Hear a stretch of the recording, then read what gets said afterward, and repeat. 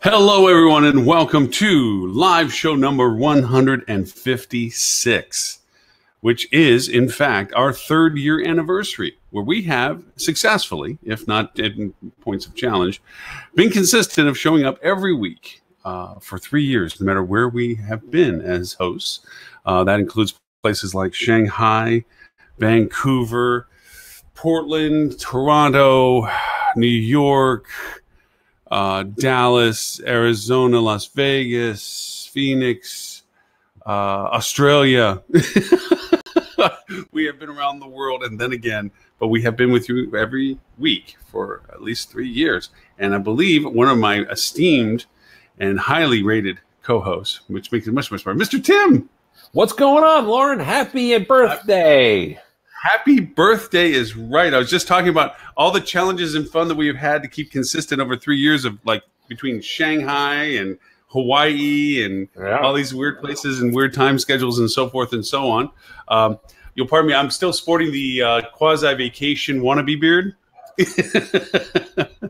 Well, yeah, but you rock it. That's how I live my life, man. That's okay. Yeah, but you rock yours. Mine looks like I'm still in puberty. No, you're lovely, Lauren. You're lovely. Oh, thank you so much. Pardon the weird. I got like a Dutch angle on the camera today. It's a little bizarre. I'm in the process of migrating laptops, so things are a little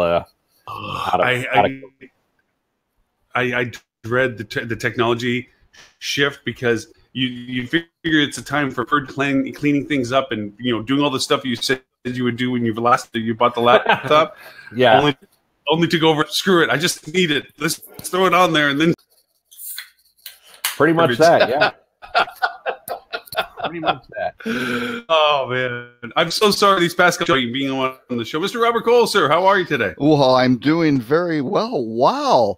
He's in the Hospitality Digital Marketing Studios. Look at that. I know, right? And I'm in no rush to leave or anything like I have been for the past couple of weeks where I was in a Starbucks coffee shop in St. John's and then, I don't know, a hotel room that we were supposed to check out an hour earlier than I was there. We heard banging on the door. We heard the vacuuming. Yeah, we heard the vacuuming. Right. Yeah, that's always good. I'm always hitting the mute going, we're not here right now. Give us another hour. It's like pirate radio. I think they're going to shut us down. We're cleaning up a couple dead bodies. Trust me, you don't want to come in yet. Exactly. A lot of blood. And it's been a shame because, I feel bad we missed Kat because it turns out that her corporate laptop locked down. And we, going over retrospectively, lessons learned, I let the guest host determine whether they want to do a dry run or not. And, if they say no, they say no. And I'm like, that's fine. And now it's like, you know what? I'm going to just say, look, it's really in our best interest to try. That way we don't get stuck. Nobody really knows how this Webinar Jam software works anyway, so we really do need to test it. Including the people at Webinar Jam. People at Webinar Jam is absolutely right. They still can't tell me whether my feed speed actually affects the show in any capacity at all. But anyway, it has been 3 years of joy. And to say this honestly, we've pretty much been through the whole journey together because very little of the first part of this show when it first started did not include you all because you came on very early, Mr. Robert. I know you did. I wasn't here. I wasn't here at the first show. And I wasn't at the first show. No, but early on, within the first few months of the show starting. I think I did join perhaps in late August. Yeah. And I think I joined somewhere in September or thereabouts. Tim's tearing up out of pure sentimentality. I apologize, by the way. I feel bad. So I'm about to break a rule that I never break, which is don't take people backstage, right? When I do presentations, I don't apologize for things. There are days on the show where things are a little wonky. I don't apologize for them because don't call attention to things that maybe people didn't notice. Unfortunately, for some reason, my allergies flared up like literally 5 minutes ago. My eye is burning. I'm sneezing. My nose is running. And the fact that I'm going to have to mute my mic at points to blow my nose is going to be noticeable. So, Tim, I commend you on coming up with the excuse of allergies. It's a very emotional day being the third anniversary for all of us. It is an emotional day. Yeah, you're right. Some of us, Lauren may get of my children. Dad got married. The show. The third anniversary of the show. Right up there. So you went 3, 2, 1, right? You were doing that in descending order. Yep. I just was going to say you're allergic to Robert because it didn't show up until Robert showed up. Is what I'm. No. It started literally. I was in a call just before the show, and it started literally with 10 minutes to go in the call, and I was sneezing, and I had to keep excusing myself and stuff. So it's been a treat, and I have no idea what caused it because I'm in the house. The cats are in another room with the door closed. I mean, the door separating the rooms I'm in from the rooms they're in is closed. So yeah, I don't know, but something drove me nuts. Earlier on, you said you're migrating from laptop to laptop. What are you going from and to? May I be prying and asking? MacBook Pro to MacBook Pro. 2013 15-inch MacBook Pro to a 2018 13-inch MacBook Pro. But the old one is dying. The hard drive is filled. The motherboard or whatever they call it is actually melting. They've already told me they can replace that and will replace it for free. But the hard drive I have to pay for, and it's like an $800 charge. And at that point, I was like, I'm just going to buy a new laptop. Well, the hard drive, Tim, I want to tell you something about hard drives. You can actually delete stuff off of them so they don't stay full. You can actually empty some. No. That's crazy talk. What are you talking about? Robert? What? Delete what? Well, I'll tell you, stuff that's on them that takes up the most room by far are things that I don't want to delete. The things that, when you look at the hard drive and say, how big is this and how much is it filled up? It is photographs, and it is a lot of audio files from 6 years of podcasting or whatever it is I've been doing. Sure. So and those are huge files, compared to Word docs or things like that. Well, you can do get a little NAS drive, network accessible storage device, and actually that's what I wind up doing. I have a very interesting site because I've got my. Oh, okay. So that's the old one, and this is the new one that will go with this one. I just upgraded to a 6 terabyte one myself because God knows there's not enough enough storage. What did you say? A 2 to 6, or did you say 26 terabyte? To a 6 terabyte, just up to a 6 terabyte. This is a 4. This is 4 terabytes, but this is $100. I mean, we always talk about how much the stuff has changed, but I'm always blown away by the fact that $100 for 4 terabytes of storage. 5 megabyte drive that was the size of, I don't know, a toaster, right? A good sized toaster, not quite a toaster oven, but maybe larger than a toaster, just under a toaster oven. In 1980, when was that? 82, $5,000 for 5 meg. Yeah, so that was. I always love telling this story. So you guys know I started my career in the music industry.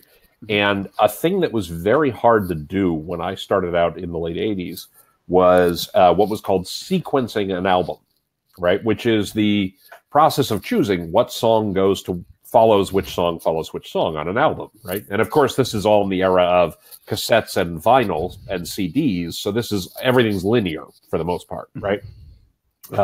And so you wanted the right playlist in terms of song A leads to song B leads to song B in the right context, right? So what you used to do, now remember, we recorded everything on tape in those days. So what you used to do was you would take, depending on the tempo of the song, a more up-tempo song, you would have a little bit more, a slower song, you might have a little bit less. But you'd take the last 10 seconds of a song and the first 10 seconds of a song, and you would splice those together as the short version of the song. And you literally would spool those 20-second snippets off onto little reels, little 3-inch reels, and then you would sit there and you would literally, with tape, go, okay, we're going to take reel A, B, C, D, and we're going to type those together and see how it goes. No, we don't like that. Now spool them back off onto their reels and then go A, C, E, B, D, F, kind of thing. No, that because you didn't know what it sounded like until you did it. Right. Yep. So a buddy of mine bought one of the first hard disk recording systems you could buy. Wow. And he bought a 600 megabyte external hard drive, SCSI hard drive, from a company that in Houston whose only customer for them was NASA. Yeah. Because 600 megabytes was an hour of digital audio, an hour of stereo digital audio. And then what he could do is he could basically just, test different sequences and just have random access, right? And just have it play. Yep. The funniest part about it was that 600 megabyte drive cost $10,000 in 1988 and never worked. He eventually he kept having conversations. The best part. He kept having conversations with them, and they said, "Look, here's the thing." He said, "Here's the thing. It never has worked right for NASA either. Just send it back, and we're going to send you 2 300s for the same cost. We're just going to eat the 600 and send you the 2 300s. Wow. It'll be good enough." And it was funny because they were like, "Besides, what could you possibly need 600 megabytes of storage for?" Yeah. So, yeah. Now we just figure. Mr. Ed, thank you for the number 3, dude.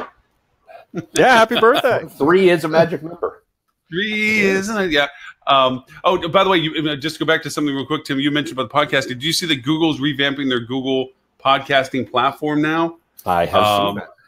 Yeah, I think one of my resolutions for this fall is to get back into podcasting because I let it drop to keep the live show going because I just was running out of time. But I think now I've compressed it enough that I can kick it back into again. And I saw that and I was like, okay, it's worth trying again. So.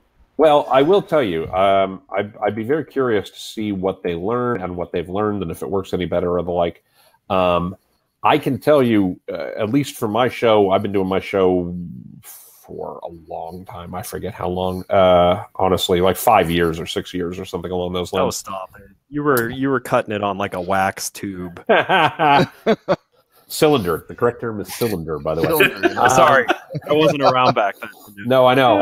That's okay. But I'm looking right now because I'm actually curious, and I have tried all the different platforms every time they come out and the like, and iOS is what? Doing the math real quick here. 48% of my listeners are on iOS. The next biggest chunk is 12%, and they're on Macintosh. Wow. And Android is only 8%. It's just, I don't know why it is. Mac and iOS folks seem to be the people who listen to podcasts, and Android folks seem not to, right? And I don't know why that is. I'm an Android. Between, Well, I'm one of the Android guys who users out there. So I mean, sure. I mean, there are a billion Android users out there, so it could just be as a percentage, it's really small, right? I mean, I've always found this weird, but I don't know why that is. I've always gotten almost all my traffic from iOS and Mac users, and Robert's the 12%. Right. Like we've not. Well, yeah. When you add it up, I got you both. That's pretty good. Actually. Yeah, you got 6 other guys. Yeah, that does it. Actually, the funny story about the podcast, and this is really not relevant to our listeners or our viewers, so I feel bad about this. But the funny story about the podcast was I started it for a very simple reason. I'm actually writing a book, and I have been for some time, and it's long delayed and all this other kind of thing. But literally, the reason it started out as a monologue and not a dialogue or not an interview was because they were just content for the book. It was, let me go ahead and talk about a thing and then get it transcribed, and that's, a chapter or a piece of a chapter. So that was actually the intent. The fact that anybody listens to it ever always astonishes me. That's how I feel about this show. Exactly. Yeah, that's how I feel about the blog. I can't believe people hire me. I mean, who are we kidding? Right. Well, I go that right too. It's like, wait a minute, you're going to give me money to talk? Really? My wife gives me money to be quiet. Yeah.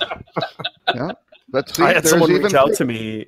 I had someone reach out to me asking just for my thoughts on some things. And he's like, hey, this situation came up and I immediately thought about who I would go to, for advice on this. And I said, and those 30 people didn't respond, did they? Because that's instantly what I was thinking, like, well, I mean, I appreciate you coming to me, but I'm surprised I wouldn't come to me. Good sense from the desperation in their voice. They're grasping for The 30 other people didn't respond to you, so you've now got to me. Great topics this week, by the way. Yeah, should we do some news? Yes. There are always great topics. We're going to cover one of them? Really? Which one would you like to? I do have to make a request. Can we not talk about the rut row? Because I might pass out.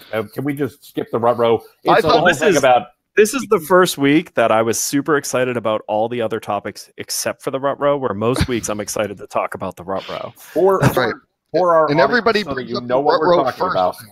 No, so you know what we're talking about. We closed with the rut row. No, we're not talking about the rut row this week. No, but you do that to keep people. The anticipation of the rut row is what drives viewership on the show. I'm sure, Lauren. I will tell you, I'm leaving before the rut row, and I strongly encourage anybody who's watching the show to do the same. It's a story about a typical food. New Jersey restaurant. Spoiled food and a bad social media reaction. It's not spoiled. We're not talking about it, Robert. We are not talking about it. All right. So here's the topic. How about we talk about the U.S. News revealing the 2018 Best Travel Rewards programs? Because I actually was surprised by who it was. You didn't like the overall guest satisfaction, huh? I don't know. I thought anytime you're talking about guest satisfaction, that should be the number one thing. That's why it was the top story. And I know, but I mean, you were surprised, Ed. I don't. Well, I was surprised by who were the hotel reward programs. I mean, not surprised by Marriott. The scale got them there. I thought it was great that Wyndham came in at number 2. Because I actually think if you boil away the scale, I mean, I think that says that Wyndham's is the best overall. I'm biased as a shareholder, but the most impressive one, I think, is Hyatt, because they're the ones who have the smallest scale. Right. Which, if you talk about how things would bubble up from a data perspective to U.S. News, the smaller the hotel chain is on this list, the more impressive their reward program must be. Sure. Is how I'm looking at it. Yep. Except Hilton did not make the top 10. I know. I thought that was quite interesting. Yeah, I don't know. I almost wonder. I didn't dig into their methodology. You've heard me mention a couple of times that I had a bit of an issue with the way Hilton positioned the direct booking. Saying that Hilton Honors members got the best rate, but actually, if you looked, in most cases, their AAA and AARP rates were better than their Hilton Honors rates. I wonder if that phantom negativity that maybe was felt by consumers on that is some of the effect of them not cracking the top 10 on this. Yeah, I don't know. I mean, because it was instantly noticeable by me. Like, I noticed instantly where they were like, this is the best rate you'll get anywhere, the Hilton Honors. And then you hit expand rates, and AAA and AARP had substantially better rates than the Hilton Honors rate across all the hotels I looked at.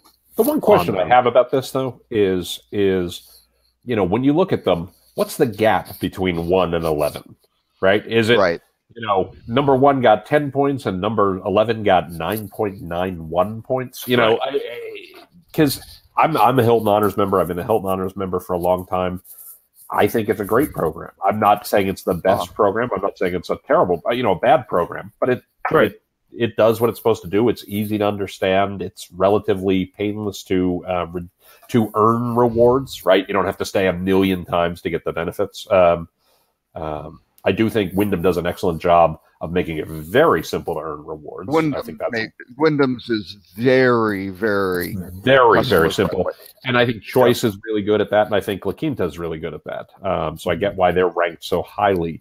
I think the gap between 1 and La Quinta is now Wyndham. That's right. I don't know if their loyalty programs have cut away. So will that be enough to push Wyndham into the number 1 spot for next year? Maybe. Who could say? I don't know. But I think it's impressive that Hyatt's in the top 5. They're the smallest chain in the top 5 by like a large amount. Well, there's one other theory that I have for Hilton dropping out. Hilton has always been a very aggressive purger of people who are infrequent members, because quite frankly, I've been a Hilton Honors member since it started, right? And I've been purged probably 3 times because, at some points I'll be gold or, not the bottom level. I've never gotten the top level, but I'll be, kind of the second tier up. And then I won't stay for 18 months or 2 years or just because of work and whatever. I haven't wound up in a Hilton. And then they terminate they pull my points and that's proving you're not loyal. That's right. But then I wind up with a new thing, whereas Starwood or whoever goes out and says, "Oh, you've been a member since 1988 or whatever." At least they know that continuity of frequency, right? So Hilton keeps purging this, losing all that, that understanding, right? True story, by the way. Makes no sense. IHG merged the last time I don't stay at a lot of IHG properties, not for any particular reason, just it's not been a place I've stayed often. And I've stayed at a Holiday Inn and a Intercon twice in the last 2 years. And when I stayed at the Holiday Inn about a year ago, they discovered I had 2 loyalty memberships that had both been, non-active in the last 4 years, and they just merged them, and I have all my points and everything else. So it was interesting that they were like, "Yeah, we don't care. We just want to show a lot of numbers or something." Oh, hey, you guys were asking. So in that article, there was a link to A, how they make this deciding factor, and B, it actually gives you the independent scoring. So Marriott was a 4.88 out of 5. Wyndham was a 4.74 out of 5. Go down to number 10, which was the leading hotels of the world, was a 3.53, which is that one is very interesting because that program is not huge and you have to pay for it. Yep. Well, here's a couple guys of are paying $100 a year. So Hilton was a 3.05 out of 5. That's a big drop off. I mean, but let me tell you. So I expanded the list and looked at it, and let me tell you what really stuck out to me is Stash Hotel Rewards was in the top 15. Oh, wow. They were actually number 13 in best hotel reward programs, which I find amazing for them. Like, this is huge for them because, first of all, they have between 100 and 500 hotels in their network, so it's tiny. But secondly, they're the only one on this list that is only a loyalty program. Like, that's the only aspect of their business. So let's talk about that for a second, Ed, because there's another story in the headlines this week about World of Hyatt partnering with small luxury hotels. Yes. Which was the other topic I wanted to discuss, early, because I think it's an amazingly interesting move. I think it's an incredibly interesting move. Yeah. Why, Ed? I want to hear yours. Well, first of all, I'm a fan of creativity in competition. So rather than Hyatt, follow Autograph and Curio and the gazillion other soft brands that are being lit up, I thought it was very interesting that they decided to look at, and I'm going to guess here on how this came about, but I'm sure they wanted to look at, were there any soft brand existing that closely matched and worked well with whatever the purpose of Hyatt's loyalty program was. Or just looking for boutique luxury hotels, which really Hyatt isn't, right? That's the gap that they do not cover. I mean, you've got Park Hyatts; those are a little different. They're bigger, that sort of thing. Very, very few of those, really. Yeah, not very many. And you've got Hyatt Centric, which is kind of your modern but Relais and Chateau would have fit that. Oh yeah. Let's see here. The others that were listed really would have competitive overlap. Right. But Relais and Chateau certainly would have overlapped. Preferred leading. Yeah. I don't see leading overlapping. Admittely, I'm ex. That's true. I have a bias here, but ex leading rather, so I have a bias here. But those leading tends to be very, very, very, high end, and in lots of places where Park Hyatt. Right, but Hyatt has very high end. I can think of leadings that could easily be a Hyatt. Yeah, I can't think of a Relais. I can't think of a Relais and Chateau that would ever be able to be a Hyatt. I hear what and you're not saying. Because of there's not a Hyatt product that would fit a Relais and Chateau, because they generally are smaller, they're remote. So that's like, when I look at overlap, I'm thinking, is anyone in this collection a viable fit for a current Hyatt brand? Leading has some of those, I think, and Preferred definitely has some. Well, I think there's a lot more overlap with Preferred. I think Small Luxury and Leading are more similar than Preferred and Small Luxury, or Leading and Small Preferred. Agreed. Right. Agreed. Yeah. So that makes sense. But I think it's brilliant too, because most importantly, the ones who benefit the most out of this are actually the travelers. That's right. And I think that is a great reason to do things, is to benefit the travelers the most. So if you're a member of either of these programs, you just got a really great benefit. That's right. And I think that's a great reason to do it. Well, maybe, right? First of all, Ed, I generally agree. As often, I agree with you. As usual, I agree mostly. There's a little nuance, right? But I more agree than disagree. It's not clear if small luxury members can earn at Hyatt properties, right? It's not clear in the way it was released. Now, that doesn't mean that they can't. It just means that that's not what it says. What it says is, if you're a Hyatt luxury member, you're a World of Hyatt member, you can burn and earn at small luxury properties, but not necessarily the other way around. I assume that that's going to be true, but that's definitely going to be a telling detail. What I do find really interesting about this, in addition to everything you said, I completely agree that it's great for travelers. It's a really good move. I also think it's a key acknowledgement that today a hotel brand often is the loyalty program first, right? Like, this is a real acknowledgement that their business model depends upon the loyalty members that they bring to this, and frequent travelers and the like, because that's part of the value prop to the hotel owners. And I think that's a really interesting, reality to say, we're not focusing on buying these guys. We're not focusing on adding their hotels necessarily to our distribution channels or anything along those lines, but we are interested in their members and vice versa. And I think that's fascinating. Yep. Yeah. Well, but Hyatt can do that, because let's face it. Sure. Hyatt, more so than I think the other brands, and we can argue some of this, you have to have very specific things to be a Hyatt. Like, they have a very niche space that their brands operate in, which means, from a long-term perspective, this move doesn't erode their position with their hotel owners. Whereas, I don't think a Marriott could ever make a move like this without having a large swath of hotel owners going, well, then why am I paying for everything else? Well, that's absolutely true. The other reason is, I guarantee you, there's nobody who isn't a World of Hyatt member, or nobody who isn't a small luxury, I don't know their loyalty program's names off the top of my head, member, or, even a Leaders Club member at Leading, or a, whatever at Preferred, etc., who isn't also a Marriott Rewards member. Right. Because there's a lot of places, especially in those, more niche soft brands, when we talk small luxury, when we talk Leading, when we talk Preferred, there's a lot of places they simply don't have properties. Right. Yeah. Right. Because it is a curated list. We used to talk about this all the time at Leading. There's not going to be a leading hotel of the world in, where Walmart is in Arkansas, right? Like, there's Bentonville. Just because, right? Right. But if you're a business traveler and you're the CEO of a company who sells through Walmart, you're going down to Bentonville a lot.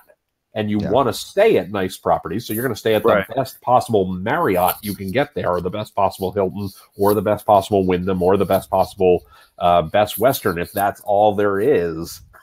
And you're going to join the loyalty program, because you may as well get paid for it while you're doing it, right? Yeah. So I think it's brilliant. I really like what Hyatt's doing here, because they're first of all, they're doing something that's going to be very hard for a Marriott, a Wyndham, a Choice, or a Best Western to do, or an IHG. Actually, pretty much any of these. Which means now they have a compelling competitive advantage in their loyalty program that has some pretty high walls around it. Right. For SLH, or right, small luxury hotels. For SLH, it's brilliant for them because, man, the people who are with Preferred because of the Amex discount, the people who are with Leading for the couple of reasons they've created, SLH just created a really compelling reason to use their version of Synixis instead of Preferred's version of Synixis. Right? I mean, it has been tougher. Or Leading's version of Synixis. Right. Well, no, there's no Synixis. They were Trust, and now well, they migrated. I don't know if they're on Synixis or not, but they were on Trust, so they're on Synixis whether they want to be or not, right? Yeah, that's right. But I mean, it was starting to get comical in that what the offerings were between some of these soft brands, like the difficulty to move from one to the other wasn't all that great because you were literally moving to the same exact services just with a different chain code behind you. So SLH, what a great move for them, because this is a super compelling reason. I think back to when like the Peabody in Orlando was the Peabody in Orlando. They would have moved to SLH for this. Sure. No, Peabody was much too big. They can't be. By definition, they were preferred always. Yeah, I still think they would have tried just to get that too big up with Hyatt. No, small luxury has size. Do they have a limitation on the number of rooms? I think it's. I don't know if it's. To be fair, something like that. The Peabody Orlando, as compared to the Venetian Palazzo in Vegas, is a small hotel. Yeah, so it's all depending on what your definition of big. Understood. So, but I mean, if we're talking brand value proposition, right? The one thing that those generation of soft brands, I think, have tended to do well, and I would certainly say Leading has done a good job of this more often than not over the course of its history. I would say Small Luxury has done a good job of this more often than not over the course of its history. Preferred has had periods where it's done a better job of this than others. Right now, I think it happens to be in a particularly strong period. They've been pretty firm in saying, this is why you are this, right? Small luxury, they're saying, we're small luxury. They'll find the boutique place, but the Peabody, is not small luxury, and I think they've done a good job of that. Right. Yeah, well, and do think about the tie. Like, it's pretty strong for them. Like, Oh, no, it's a great move. I wonder, and really you think who it's a strong competitor against is someone who maybe is currently looking at becoming a curio or an autograph and now going, because listen, if you look at most of the curios and autographs, they would be able to be a small luxury hotel. Right. And now they can be an Unbound or they can be whatever, and it's fantastic. Right. Yeah, it's pretty neat. Well, and I think their program, I mean, Small Luxury went through a management change, or at least a CEO, I think it was a couple years ago, who has now left. So they're going through some kind of changes at the head office. That their invited program too used to be called, I think it used to be called like the Club or something like that. Oh, that's right. That's exactly right. Yeah, that's a while ago. But it's interesting, the program, and I looked at it. Doesn't have any points, right? It's not a point related program. There are no rewards for it's just literally you get a member exclusive rate, early check-in, late checkout, complimentary breakfast for 2. You got some member promotions and comp Wi-Fi. That's it, right? So it's just just purely not even quite a recognition. Yeah, it's a recognition-ish. Yeah, but you look at something like Global Hotel Alliance or something like that, who you can not. I don't know if you really throw that in because that's Omni and a whole bunch of other groups. Kempinski and those folks, with some smaller chains too. But those are more recognition oriented, right? You start getting points. They start passing money back and forth from the brand to the hotels to do nice things for them, stuff like that. So Small Luxury isn't that well developed program. It'll be interesting to see if they kind of go, okay, Hyatt, you're running our program, right? You've got the technology and the software. Now let's do it, because now we. And I wouldn't be a bit surprised if that's where this is going. I would think so. So they become the soft brand, structurally become the soft brand of Hyatt, even though I think Small Luxury has a similar setup to Leading, where they have kind of the nonprofit side and then the for-profit side, kind of working together to make the program go. Well, Leading's not nonprofit. Leading's cooperative. Or cooperative, right? I'm sorry, not nonprofit. Yeah, it's cooperative. It's owned by the members. Yeah. Right.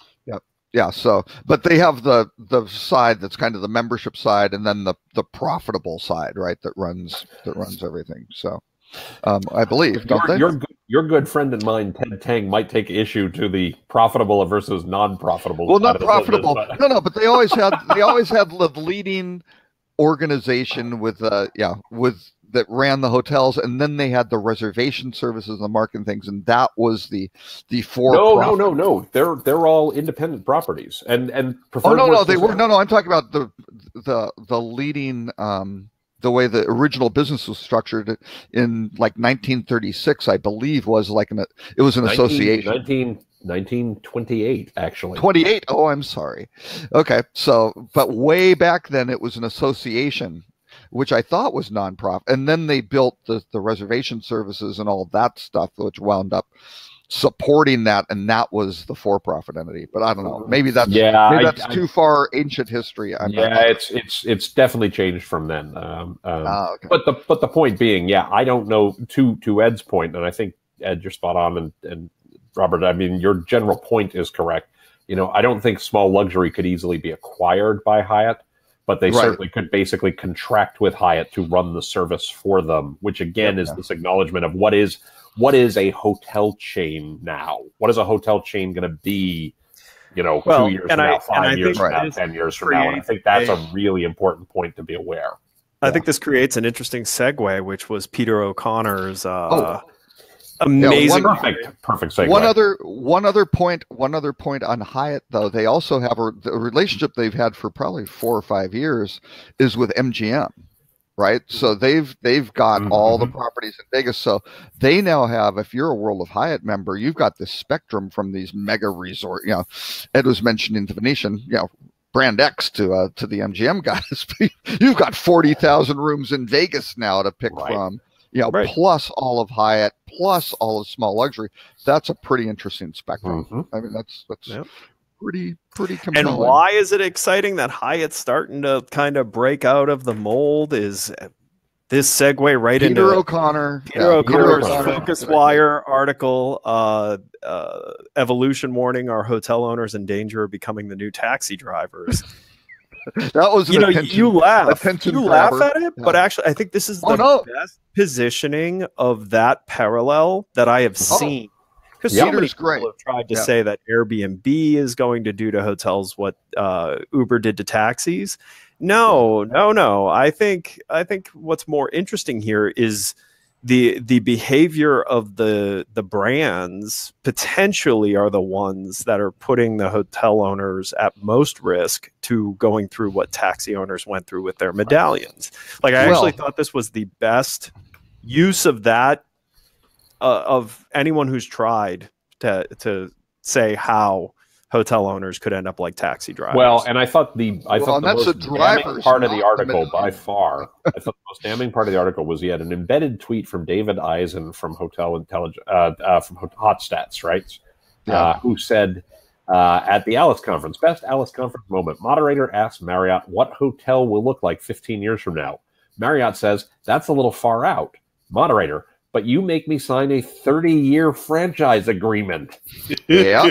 And I was like, damn, can we find a microphone to drop somewhere around here? Because that was more than a mic drop. That was a nuke drop. I mean, I don't know who the Marriott person was on stage, but oh my gosh, I'd hate to be them in that moment. Yeah, for sure.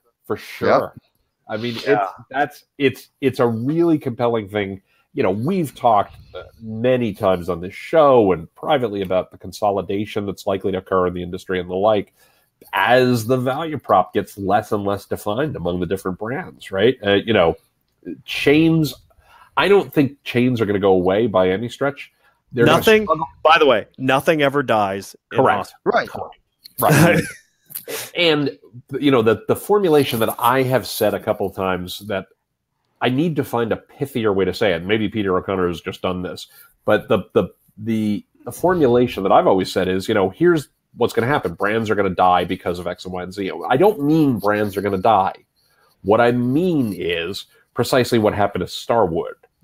Your value proposition is going to become less defined to owners.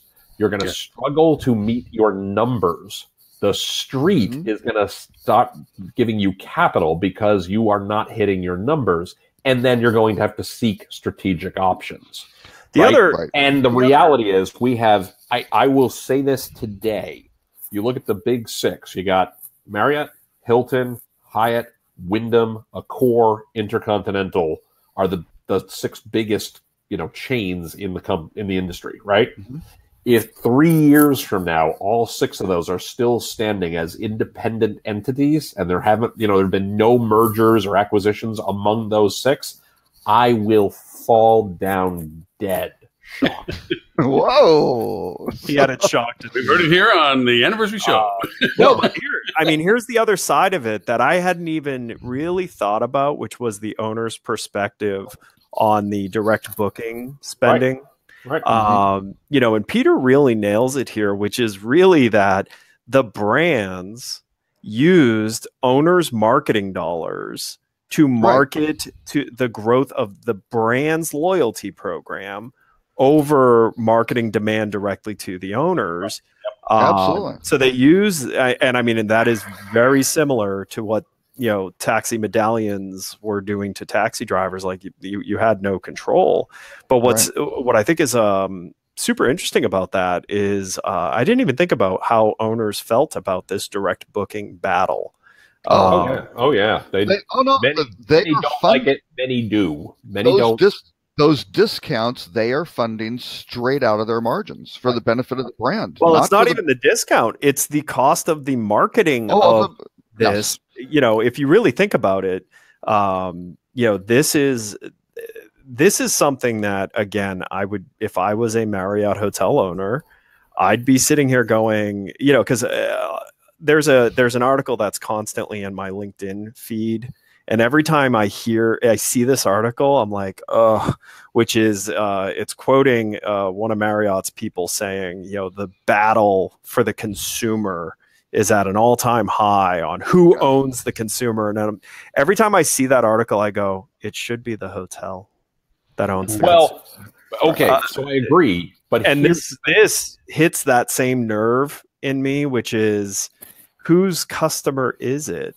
Right. And it shouldn't be treated. And again, I'm playing the role that media plays sometimes in this, where I'm oversimplifying something. Mm-hmm. There shouldn't be a callous attitude that the customer belongs to the brand.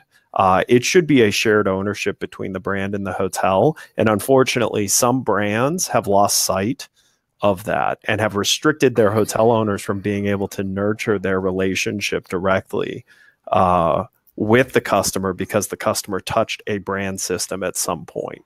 So, yes, but I know I'm oversimplifying it. No. To be fair, first of all, again, I sort of agree, right? I sort of agree. This is complicated. This is actually a very complicated problem. So the challenge that, and I'm not defending the brands by any stretch, right? The challenge is, what is the value proposition of a brand in the longer term to A, the guest, and B, the hotel owner, right? And not necessarily that one is more important than the other, but they essentially are a two-sided market, if you want to think about it that way, right? Between the brand and the guest, between the hotel and the guest. And one of the things that's interesting is this Hyatt story we were just talking about is an acknowledgement that a core component of the value proposition to both is the loyalty program, right? Where independent properties struggle. So the number one threat to most chains today is not a hotel going and being part of another chain. It's that the hotel chooses to be independent. That is by far, because when you can buy distribution and when you can buy marketing services and when you can buy connectivity on the street, by going to Synexus or going to Pegs or going to, RateGain, who just bought Disco, or going to wherever, right? Yeah. TravelClick, Hebs, whomever. You have the ability to do a lot of the things you used to rely on the brand for. And in many cases, your brand is only as good as the review you got on TripAdvisor or the review you got on Travelocity or the review you got on Booking.com from your last guest, right? So the brand value that Marriott had, 20 years ago, when I'm flying to a new city and I need to stay someplace and I want to be assured of a certain amount of quality, so I'm going to stay at the Marriott because I know what I'm going to get, that value prop is dying. Right. Dying, if not dead already. But 10 years from now, 15 years from now, that will be dead in the sense that we know it. And so the question becomes, if I'm an independent property, who am I paying for what services that help me? And I think a loyalty program is absolutely going to be part of that. For sure. Oh, yeah. Right? Well, and that's so why. So hold on one sec, because there's a lot of dots to connect here. Give me one more, Ed. Give me one more second, then I'll shut up and let somebody else talk. But the point here is, Marriott is one of the things they are trying to do. We can debate whether or not they're doing it correctly or the like, but I think one of the things they're very much trying to do is trying to establish that loyalty program as the thing that guests feel really good about, so that they will continue to use that loyalty program, regardless of how it gets fulfilled from a hotel perspective with, a flagged property or an independent property down the road. So this is all laying the groundwork, and they're basically maybe being a little coy with the ownership about what they're really trying to accomplish. But the reality is they're trying to set up, at some point, you're going to need this, and we're trying to build that infrastructure today to make sure that when you need this, you're not going to get it from Expedia, you're not going to get it from somebody else, et cetera, and it's going to still be a good value to you. Right now, I've said my piece on that, so that's why it's complicated. Well, and so tying into that point, that's where having Stash in the top 15 loyalty programs, that I think is actually a bigger threat to Marriott than Expedia is. And the reason I got to tell you, I'll disagree on that one. And again, some of this I'm oversimplifying for purposes of shorter conversations. Robert and I don't understand that. But when you look at, and again, I'm going to set aside, I'm not talking about REITs. Okay. As a REIT, I completely understand that having a brand and having a management company greatly eliminates a lot of the risk associated with quality of staff, right? So an independent hotel, its value is as heavily impacted by quality of the staff running the strategic decisions as it is its location.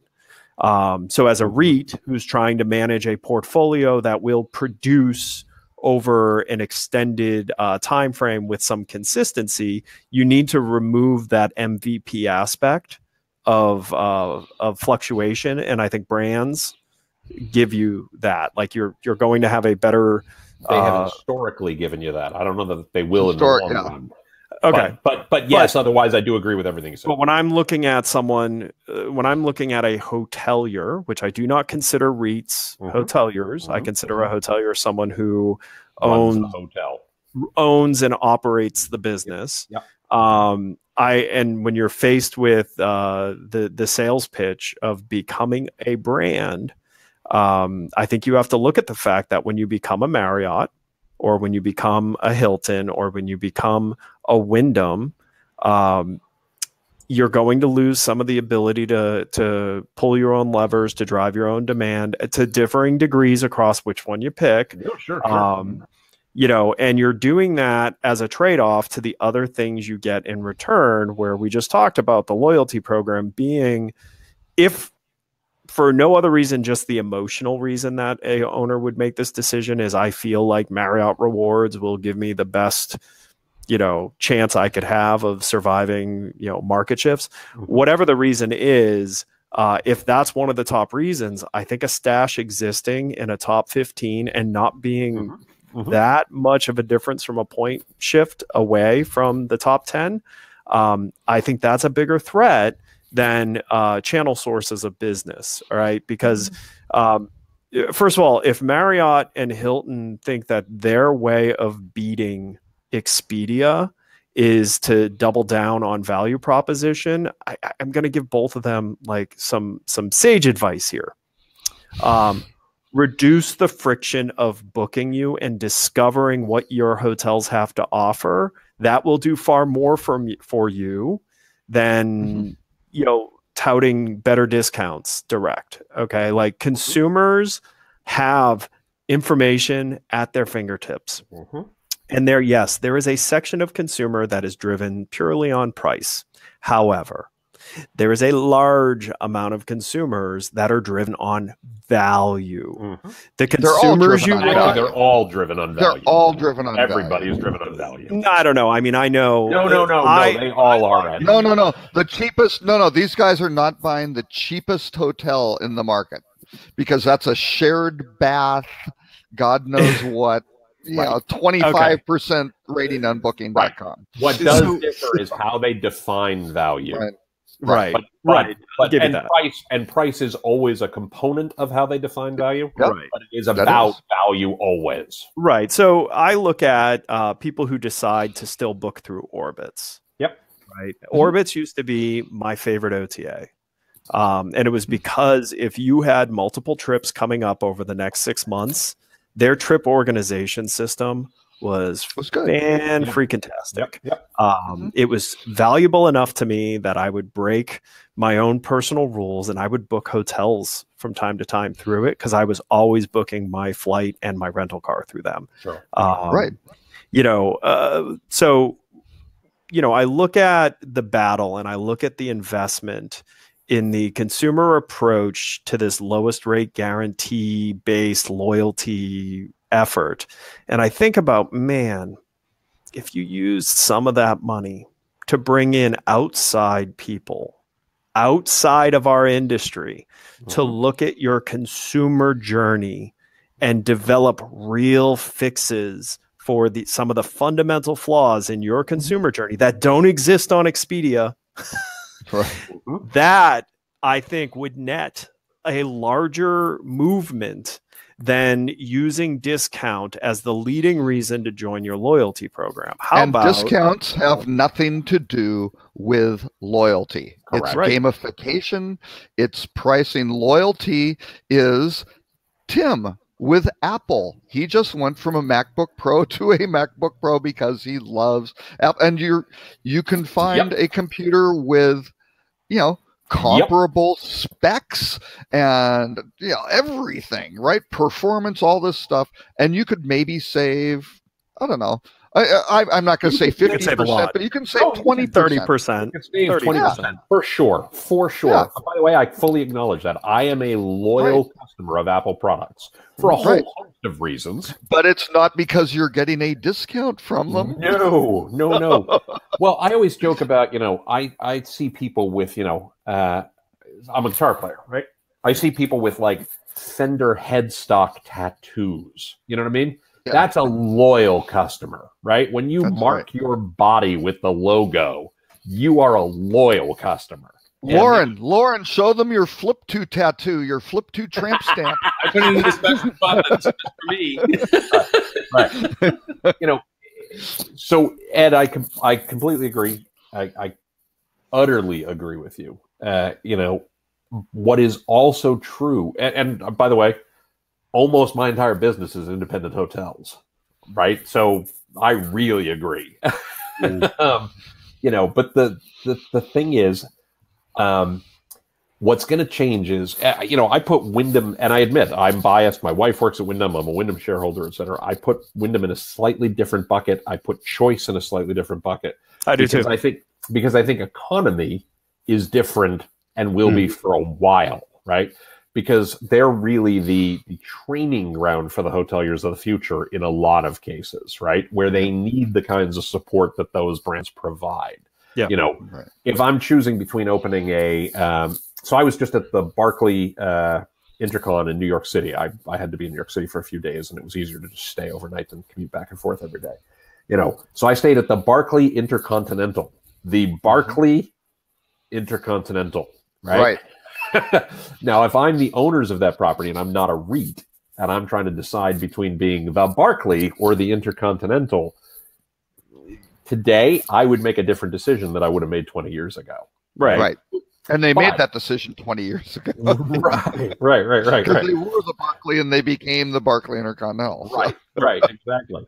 So I guess but the point being is, I completely agree that Stash rewards could easily be as big a threat as any of the others, because loyalty is going to be one thing I'm going to need as the Barclay. Like, I'm going to use them as my frame of reference. Loyalty is a thing I'm going to need.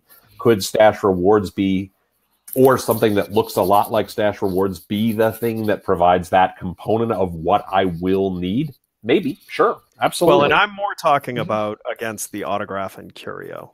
Yeah, sure, exactly right. I'll be honest. But I understood wholeheartedly why Kessler was early in Autograph, because that gave Kessler the one thing they never could really get, that they, everything else Kessler did as a company, I thought was superior to anything the brands could offer them. Their consistency across their collection, the uniqueness of their collection, their collection for such a small collection of hotels was easy to identify what it had to offer for you.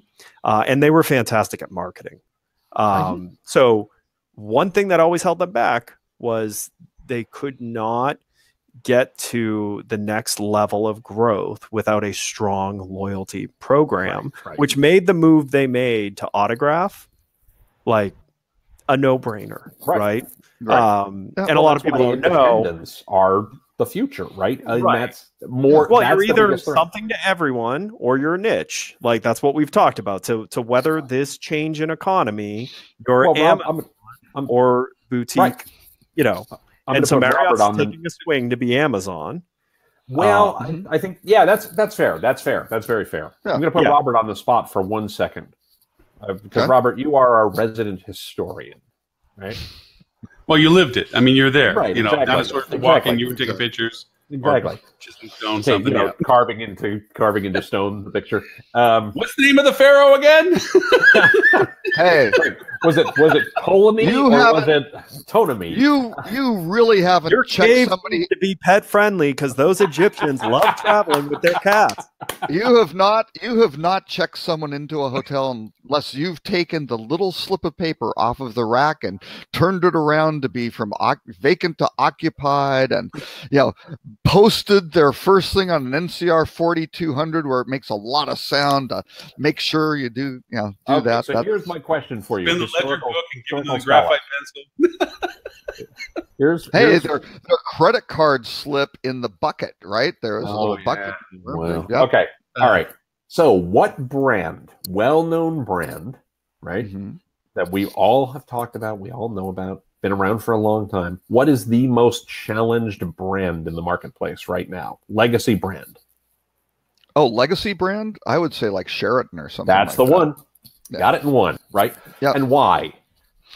They completely lost their focus on on the customer and their standards. I mean, they lost focus on everything. Was the big right? So if I'm going to open a Sheraton class hotel today, right, and I have a choice between being a Sheraton or being the Barclay, right, and I'm just using that as a name, right?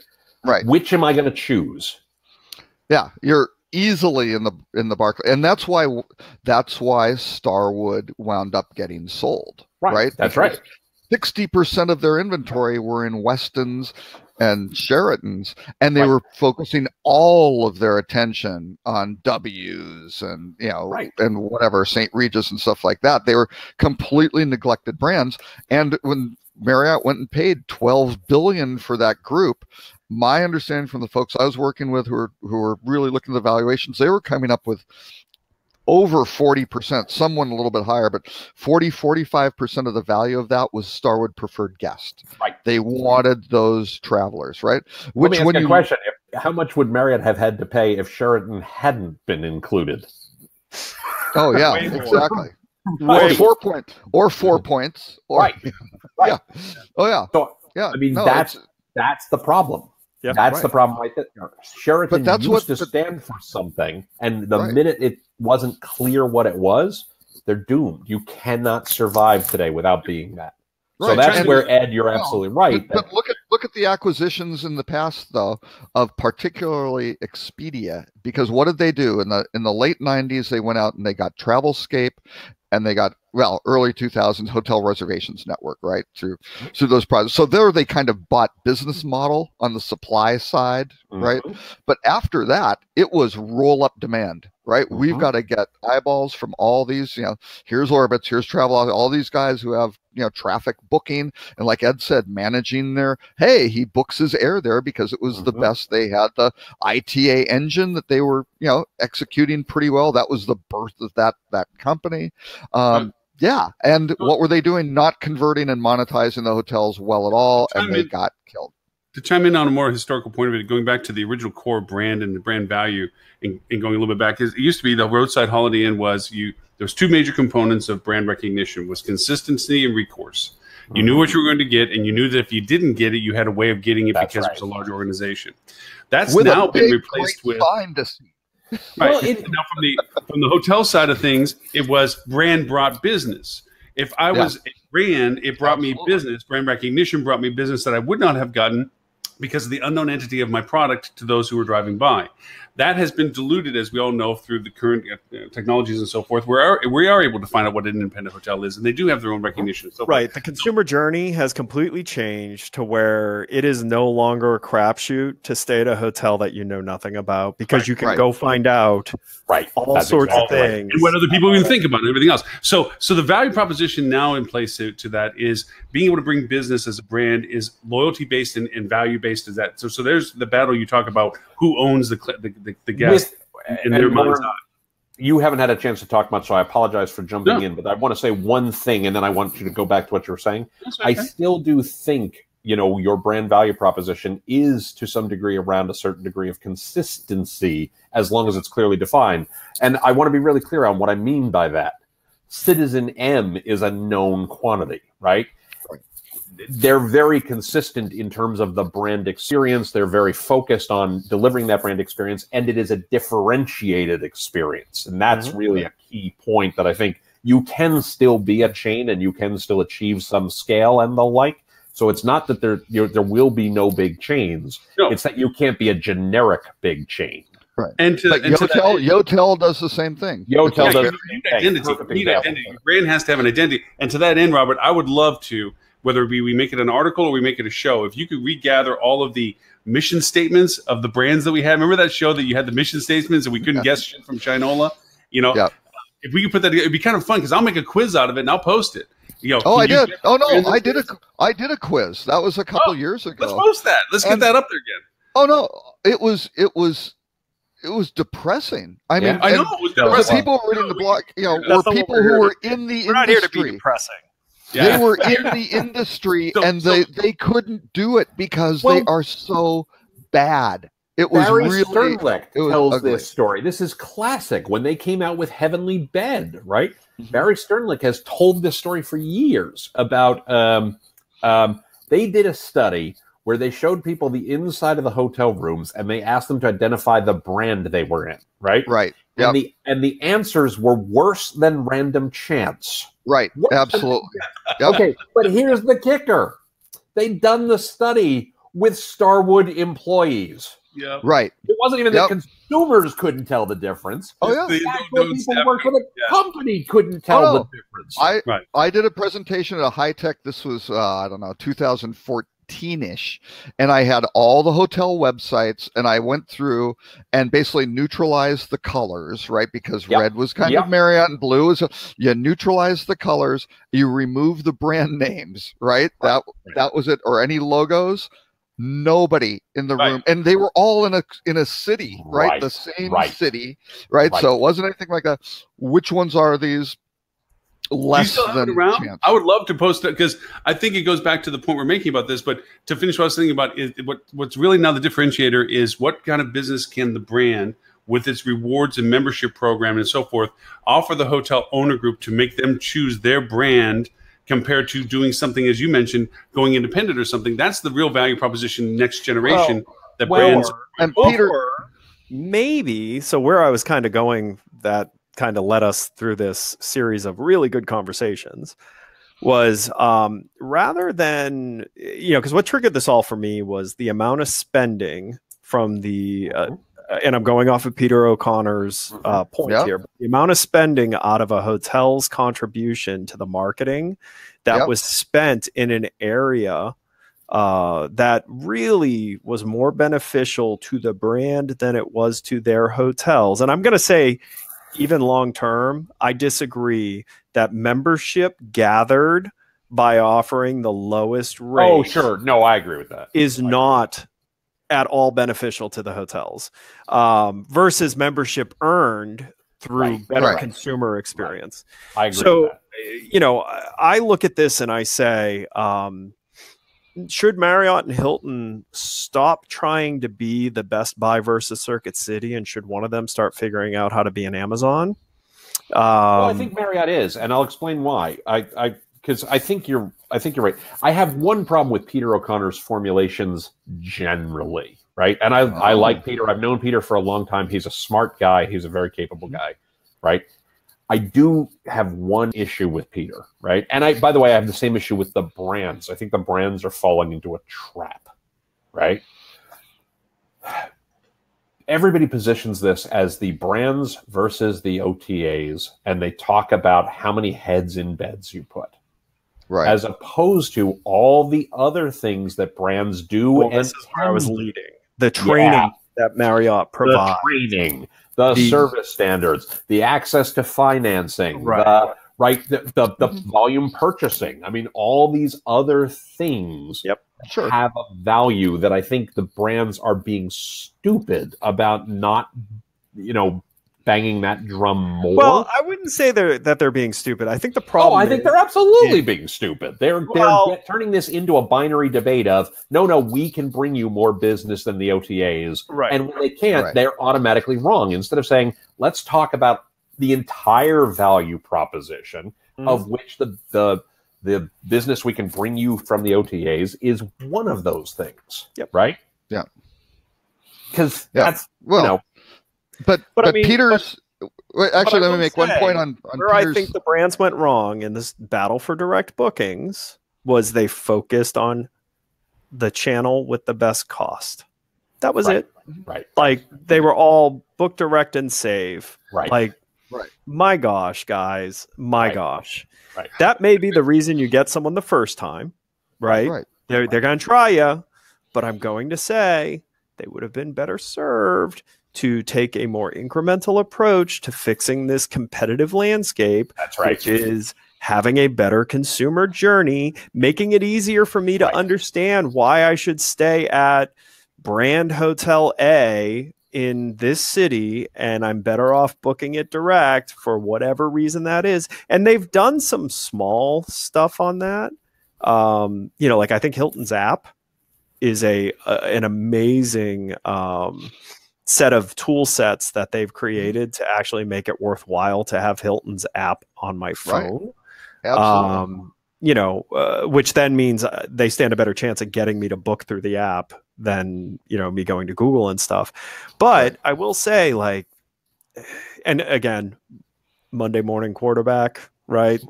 Being fair here, their jobs are difficult. The business position Marriott and Hilton are in is incredibly difficult. They're publicly traded companies that are no longer the company they once were, that a lot of their foundation was set off of, because neither of them are hoteliers anymore. Right. And so you have a war of consumer loyalty happening that you have to fund somehow. Right. So you're going to fund it off the hotels because it's your only source to fund that war. But there are other ways to do it. And I think this is what it's difficult with the structure though, because all that training and all those standards, everything, you can get a third-party management company, right, for 3% of gross revenues, who can provide a lot of that because they run 100 or 400 hotels and a bunch of other these, you can acquire that expertise, and they've built this down to books through. Well, what are they? They are nothing but branding and distribution. They're basically branding issues, right? I think we're forgetting something, and I'm gonna highlight where I think Marriott is trying to do a good job. I can't say with confidence that they're doing as good a job as they could, or what the results are, because I don't have the data, right?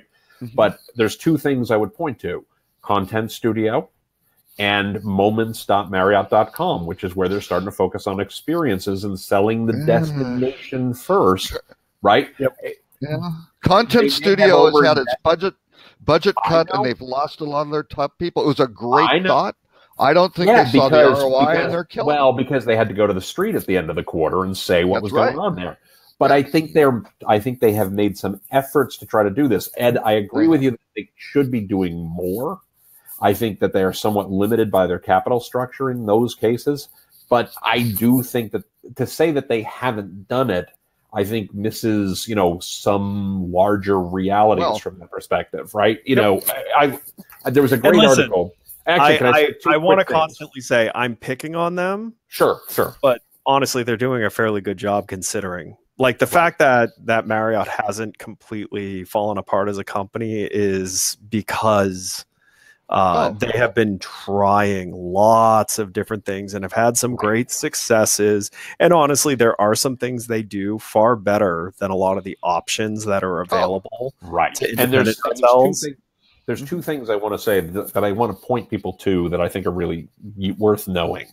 One is that there was a fantastic article in Bloomberg, I want to say maybe a week ago. I will find it and I will get it so we can put it in the show notes. But where they talked about Best Buy and how well Best Buy is doing. Right, Best Buy is actually thriving right now, and is actually doing things like creating service advisors.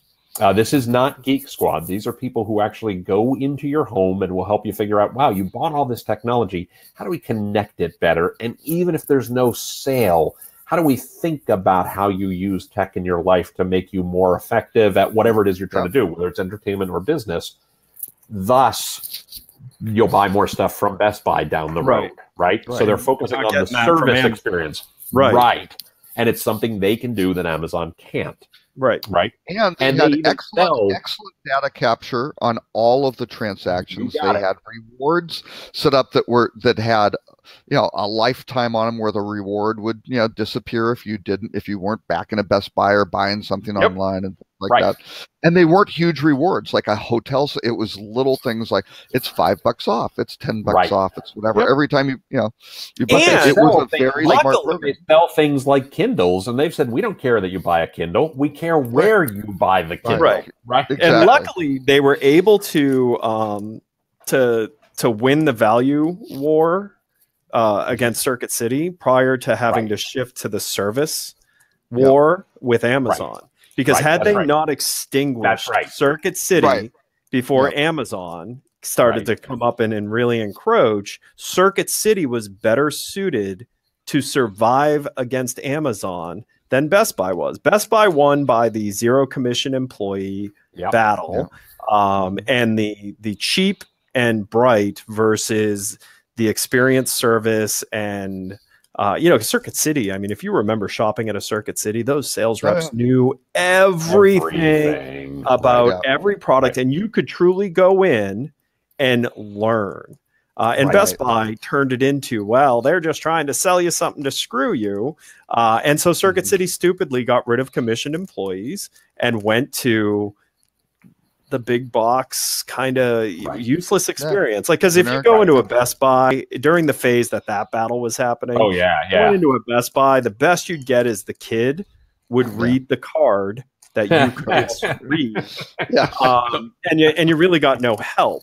Luckily they extinguished that battle before having to deal with the fact that Amazon made it even easier and cheaper to buy stuff. You know, and so the only thing I'll say is with hotels, like that battle's a more complex battle. I still don't understand why. I still don't understand. And historians help me here. Well, this is actually a case for Marriott. Historians help me here. Why can't I buy flights on Marriott.com? Oh, I know the answer to this one. Okay. Because you don't. They tried? They tried. I know we tried at Wyndham. Other people have tried. Usually by the time you're picking the hotel, you already have your flights. It's where it happens. You have to. Sequence. You can't sell flights on rental car sites, but you can sell rental cars on hotels. Because by the time I pick the hotel, I don't yet have the rental car. It's just where people's brain thinks in terms of what do I buy in which order. Right, but so, you know, one of the reasons like that kept me to Orbitz was I could do it all. Sure. So, you know, is it because Marriott refuses to put the flight at the beginning of the search?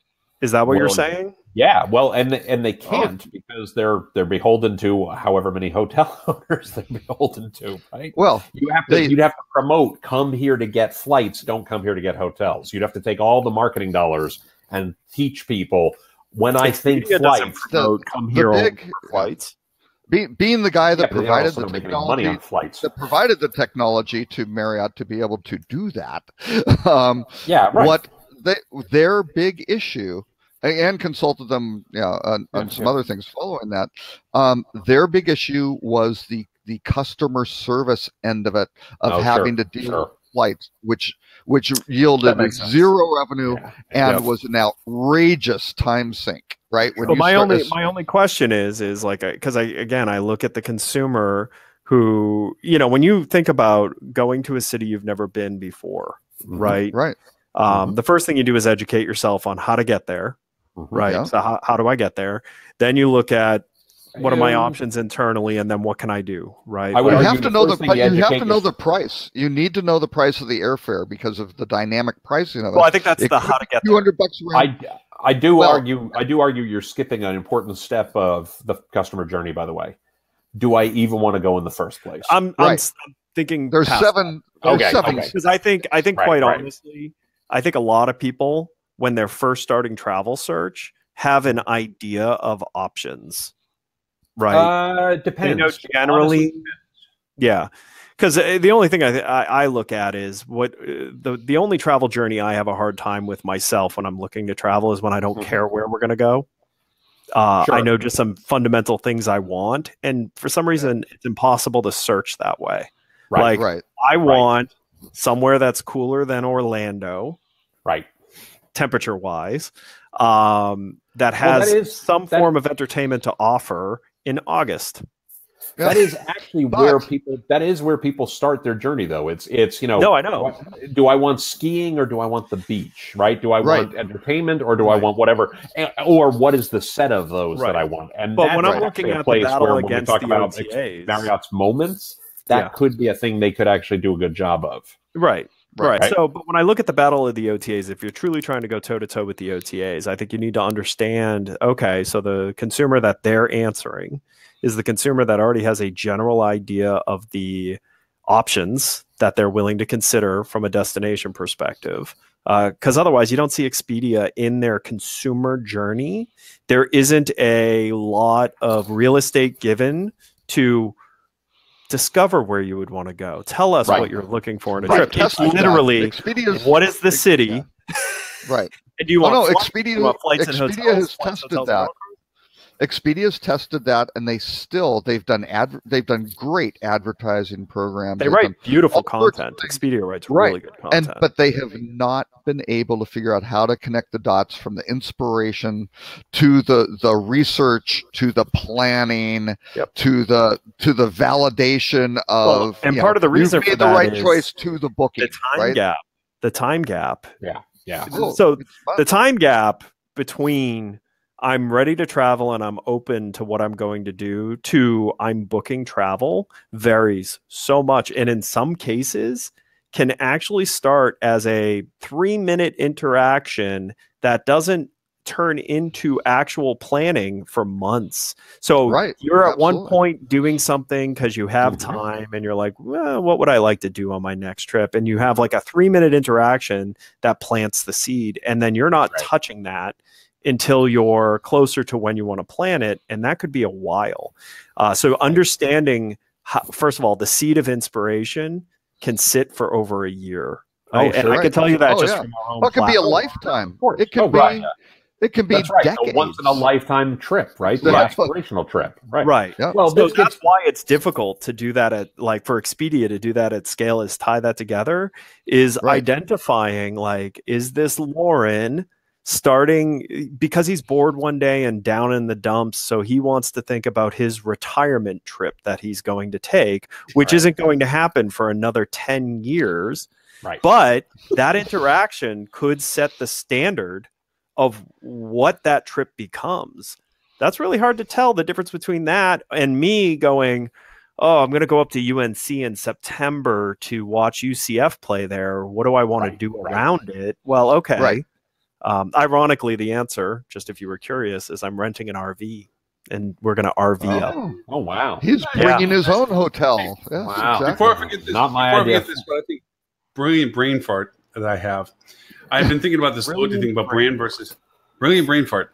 Because one part I will disagree on, well, agree and disagree on. I think that Ed and I, we're going to go on different paths with. I think that from an independent perspective, some of the scalability value that brands represent, the training, the infrastructures, the support services, the access to platforms and so forth, is eroding. It's not replaceable yet. It's not certainly by any means a scale of evenness, but it is eroding.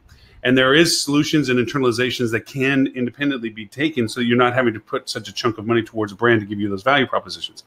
That said, I think we've from a hypothetical, wouldn't it be nice thought if everybody could sit around the table hypothetically and talk about the designation of loyalty's value to all the participants? There's a different loyalty value to the brand than there is to the independent hotel, even to the destination or to the infrastructure of businesses surrounding the hotel. Oh, for sure. Yep.